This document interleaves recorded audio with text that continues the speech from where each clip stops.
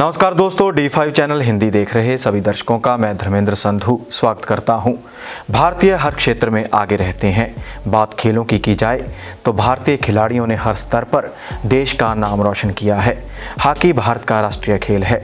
बात हॉकी की आए तो भारतीय फील्ड हॉकी के भूतपूर्व खिलाड़ी एवं कप्तान मेजर ध्यानचंद का नाम न लिया जाए तो ऐसा हो ही नहीं सकता। मेजर ध्यानचंद को हॉकी का जादूगर भी कहा जाता है। हॉकी के जादूगर मेजर ध्यानचंद 3 बार ओलंपिक में स्वर्ण पदक जीतने वाली भारतीय हॉकी टीम के सदस्य रहे और सबसे बड़ी बात, उनकी जन्मतिथि को भारत में राष्ट्रीय खेल दिवस के रूप में मनाया जाता है। मेजर ध्यानचंद का जन्म 29 अगस्त 1905 को इलाहाबाद में हुआ था। 1926 में ध्यानचंद ब्राह्मण रेजिमेंट में भर्ती हुए। इसी दौरान उनकी भेंट सूबेदार मेजर तिवारी से हुई, जो हॉकी के शौकीन थे।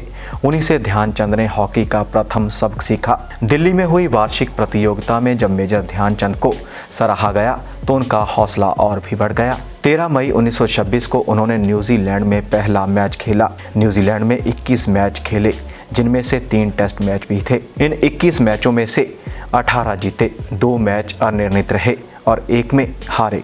पूरे मैचों में इन्होंने 192 गोल बनाए, साथ ही उन पर कुल 24 गोल भी हुए। इसके बाद 1932 में श्रीलंका में 2 मैच खेले। एक मैच में 21-0 तथा दूसरे में 10-0 से विजयी रहे।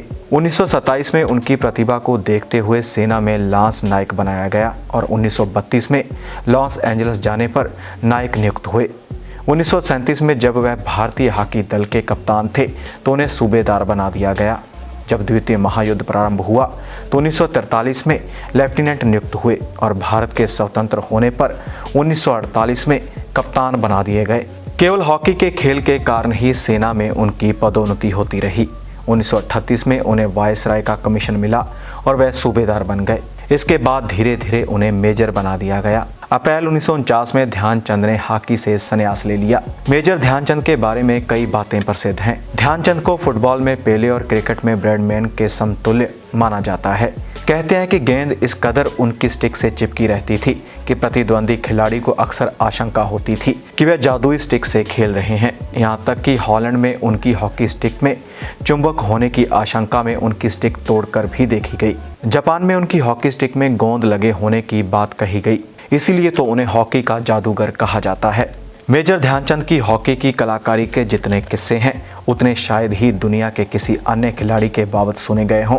उनकी हॉकी की कलाकारी देखकर हॉकी के मुरीद तो वाह वाह कह ही उठते थे, बल्कि प्रतिद्वंदी टीम के खिलाड़ी भी अपनी सुध-बुध खोकर उनकी कलाकारी को देखने में मशगूल हो जाते थे। अपने खेल से ध्यानचंद ने बर्लिन ओलंपिक्स में जर्मन तानाशाह हिटलर को भी अपना कायल बना दिया था। हिटलर ने उन्हें जर्मनी के लिए खेलने की पेशकश की थी, लेकिन ध्यानचंद ने हमेशा भारत के लिए खेलना ही सबसे बड़े गौरव की बात समझी। वियना में ध्यानचंद की 4 हाथ में 4 हॉकी स्टिक लिए एक मूर्ति लगाई गई है और दिखाया गया है कि ध्यानचंद कितने ज़बरदस्त खिलाड़ी थे। महान क्रिकेटर डॉन ब्रैडमैन भी ध्यानचंद के प्रशंसक थे। एक संयोग यह भी है कि खेल जगत की इन दोनों महान हस्तियों का जन्मदिन भी एक ही महीने में आता है। 27 अगस्त को ब्रैडमैन का जन्म हुआ और 29 अगस्त को मेजर ध्यानचंद का।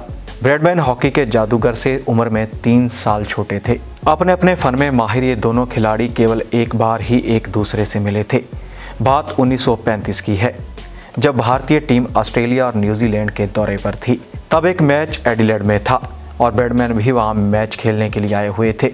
ब्रैडमैन ने तब हॉकी के जादूगर का खेल देखने के बाद कहा था कि वे इस तरह से गोल करते हैं जैसे क्रिकेट में रन बनते हैं। यही नहीं, ब्रैडमैन को बाद में जब पता चला कि ध्यानचंद ने इस दौरे में 48 मैचों में कुल 201 गोल दागे हैं, तो उनकी यह टिप्पणी थी कि यह किसी हॉकी खिलाड़ी ने बनाए हैं या फिर किसी बल्लेबाज ने। मेजर ध्यानचंद को भारत के प्रतिष्ठित नागरिक सम्मान पद्म भूषण से सम्मानित किया गया था। उनके जन्मदिन को भारत का राष्ट्रीय खेल दिवस घोषित किया गया है। इसी दिन ही अर्जुन और द्रोणाचार्य पुरस्कार भी प्रदान किए जाते हैं। भारतीय ओलंपिक संघ ने ध्यानचंद को शताब्दी का खिलाड़ी घोषित किया था।